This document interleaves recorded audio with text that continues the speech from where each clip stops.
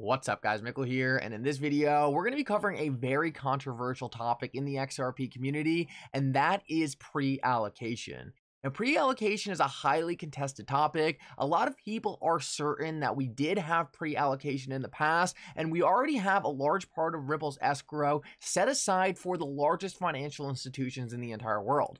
On the other hand, many people in the XRP community think this idea is completely ridiculous and don't see any purpose in pre-allocating the escrow. Guys, in this video, I want to break down exactly what I think of this issue, whether or not I think it's realistic, whether or not I think this could have already happened, but most importantly, I'm going to give you guys all the facts, all the reasons why Ripple would do this, why they wouldn't do this, to let you guys form your own opinions on whether or not this theory makes any sense. Guys, in this video, we're going to be breaking down all the different reasons why people think pre-allocation did happen, and it's really going to catch you guys up to speed on the debate so you can form your own opinion whether or not you think pre-allocation was a thing. Now, in my opinion, there are very good reasons why pre-allocation could have happened in the past. Whether or not we have seen the exact evidence that proves that pre-allocation happens, well, we're going to be talking all about that in this video, so make sure you stick around for this whole thing. Like always, guys, if you're new to this channel or come here all the time, please take a second to hit the like and subscribe button down below. It goes such a long way in helping this channel grow, and it really does mean so much to me. Also, if you don't mind, please take a second to turn the bell notifications on too. That'll make sure you guys don't miss a single update and are always up to date on the newest and latest XRP news. If you guys are ever looking for a good place to buy some XRP, even if you're living in the United States, make sure to check out the link for Uphold down in the description of this video. Uphold is one of my favorite exchanges and a fantastic place to buy and sell XRP. With that said though, guys, let's jump right into the video, and I hope you guys enjoy the content.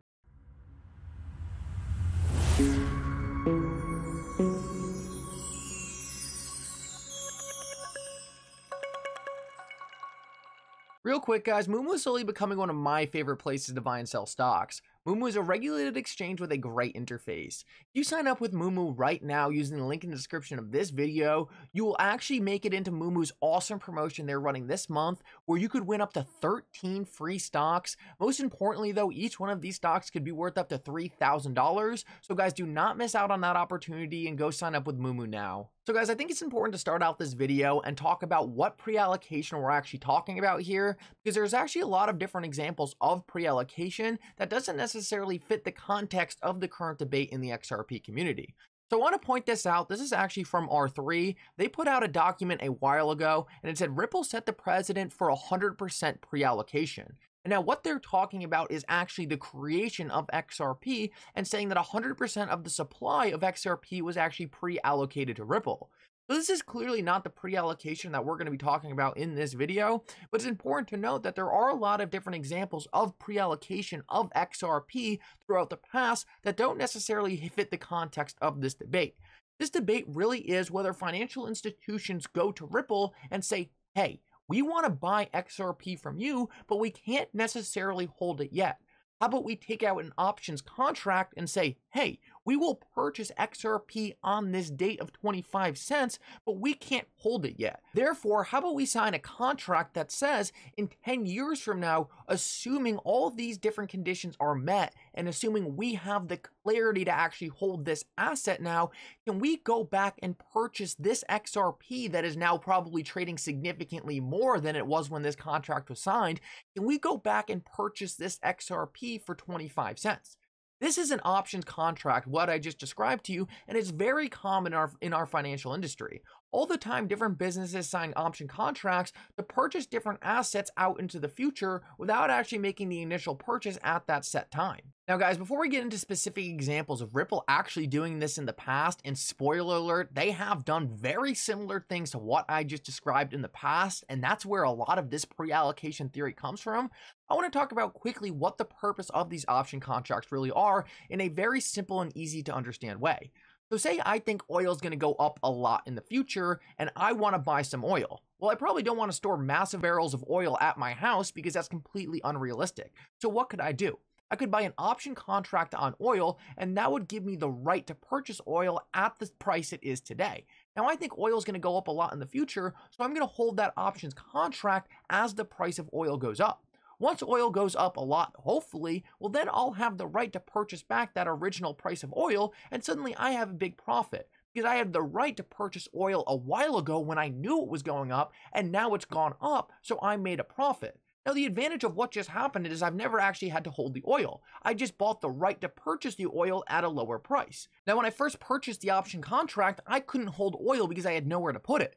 But say in a theoretical example, during the time it took for my theory to play out, I had the time and I had the infrastructure to actually build a place to hold the oil. Well, suddenly I have the advantage of buying the oil for that cheap price, and now I have somewhere to put it, so I essentially bought an options contract on the cheap oil, built the infrastructure to hold the oil, and now I have cheap oil in my possession, and that couldn't have been done without the options contract. A lot of these different financial institutions that people are speculating wanted to hold XRP that couldn't hold XRP because there's no clear regulations for these financial institutions to actually hold the digital asset XRP. So what could they do to go around this? They could actually create an agreement with Ripple to purchase XRP at a given price back in the past. That's because they knew the long-term potential of XRP, but they couldn't necessarily buy and hold it because they didn't want to deal with the regulatory affair. Therefore, an options contract would allow them to say, hey, we want XRP on this date at this price, but we might not actually be able to own the XRP until 2025. This allows the financial institution to lock in the price of the cheap XRP while they figure out all the stuff on the back end for them to actually be able to own the XRP. It actually makes a ton of sense, and what I want to show you guys is there are actually examples in the past of Ripple doing this exact same thing with different organizations and different people, so take a look at this. In this tweet, Digital Perspectives brings up two very public option contracts that happened between Ripple and different third parties. Now, the first one I want to talk about was between Ripple and R3, and it was an options contract for R3 to actually buy 1 billion XRP. So what R3 was doing is they were going to Ripple and saying, hey, we want to purchase XRP at the current price it's trading at today, but we don't actually want to own that XRP until later out into the future. Now, the exact reason they didn't want specifically to own the XRP as an underlying asset on their balance sheet, I don't know the answer to. I would guess regulatory, but the fact of the matter is they did create an options contract on the XRP with Ripple. Now, the very interesting thing is we were never supposed to find out about this options contract. It actually came up in a lawsuit later where R3 was trying to get out of this options contract because they only wanted to purchase 500 million XRP instead of the original billion. But that doesn't really matter. The fact of the matter is R3 was essentially buying a pre-allocation of the XRP, most likely from Ripple's escrow. Once again, we don't know that specifically, but either way, that's where most of the XRP comes from anyway. And we actually know about a second options contract that came public, and that was actually between Greg Kidd and Ripple. Greg Kidd also had an options contract on 1 billion XRP, and he actually released this information in an interview with a digital asset investor back in 2018. Once again, we don't have an exact answer to why an options contract was taken out by Greg Kidd, but he did admit that it did happen. And the funny part about both of these contracts is I'm not sure if Ripple wanted either of these getting out. The one with R3 happened to get out because of a lawsuit, and the one with Greg Kidd kind of came up in an impromptu question in an interview with Digital Asset Investor.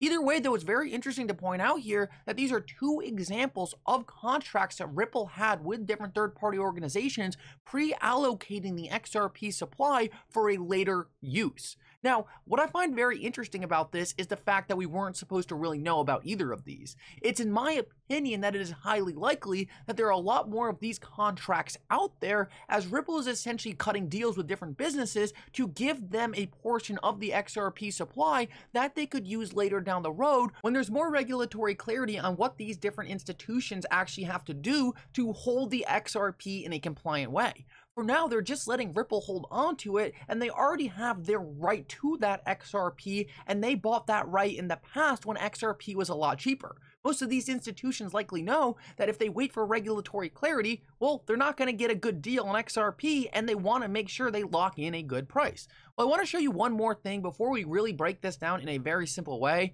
I covered this in a video a long time ago, and unfortunately this tweet was actually deleted because TagXRP removed his account. But essentially what it was TagXRP went through a whole bunch of old XRP accounts on the XRP ledger, and there are a bunch of massive accounts holding a very large amount amount of XRP with names such as Elon Musk, Peter Thiel, Andreessen Horowitz, Bank of America, and a whole bunch of very large organizations, all with specific names entitling those organizations, but also with very large amounts of XRP. We're talking 6 million, 400 million, 500 million, 50 million, a billion, tons of XRP in these accounts labeled after different massive institutions. So did Ripple go and make these wallets for these different institutions, for their options contracts, for their pre-allocation? That is a lot of speculation, and that we don't know an answer to. But guys, if these institutions, if these banks, if these different people and organizations had the same thought process that Greg Kidd and R3 had, then it would make sense. For whatever reason, maybe these organizations just couldn't hold the XRP yet, but they wanted to lock in the price. You guys need to understand that Ripple and XRP are the most transformative fintech company in the entire world. So all of these organizations know all about Ripple and XRP, and it would make sense if they wanted a contract to purchase some of this XRP in the future. I want to move on and show you one last thing and really break down why I think these options contracts do make a lot of sense. And for that, I made this super easy diagram. And guys, the point in this is really just to break down my argument in a very simple way. So for those of you who followed this video till the end and just want an easy way to explain this, you guys can take a look at this and really understand what I'm saying. So say you have a bank in 2020. They want to buy XRP at 25 cents. They go to their regulator and say, hey, we want to buy XRP at 25 cents. What do we have to do to hold XRP? And the regulator comes back and says, well, you can't. Too bad you're not holding XRP. Well, Bank A comes back and says, well, shoot, we know XRP is going to be worth maybe $10 in the future, and that is a lot of gains to be had. Also, maybe Bank A wants to use XRP in the future, and they want to lock in the price of XRP at 25 cents rather than coming back when there's clarity when XRP is $10 and saying, oh shoot, now we have to spend all this money just to get an amount of XRP we wanted 5 years ago and couldn't buy. So what does Bank A do? Bank A goes to Ripple and creates an options contract. That options contract says, hey, in 2025, you have the right to buy XRP at 25 cents because you have already locked in that price. But under these conditions, you have to go through with this agreement. And in the meantime, the benefit you guys get is you don't actually have to hold the XRP. We'll hold the XRP in our escrow and release it to you when you're ready to hold it. That way you don't have to deal with a regulatory affair of actually holding the XRP, but you still have the right to purchase it in the future at the cheap 25-cent price. Now, guys, I am fully convinced that this is happening with a bunch of different institutions out there. Do we have proof of every institution doing this? No, of course not. This wouldn't be a debate if we did. But the fact of the matter is we do know this happened in the past, and there's no reason this doesn't make sense, or at least no reason I'm aware of where this wouldn't make sense. We know it happened in the past, and we know different organizations know about XRP and likely want to buy it at a cheap price. We also know that a lot of the regulatory uncertainty needed to actually hold XRP isn't there, and therefore it makes a lot of sense for these different organizations to want to have the right to own the XRP without actually holding it. Anyway, guys, if this made sense, if this helped you understand the debate, make sure to like and subscribe to this channel. It really is going to help me out so much to keep making more videos like this. With that said, though, guys, I hope everyone has a great weekend, and for now, Mickle out.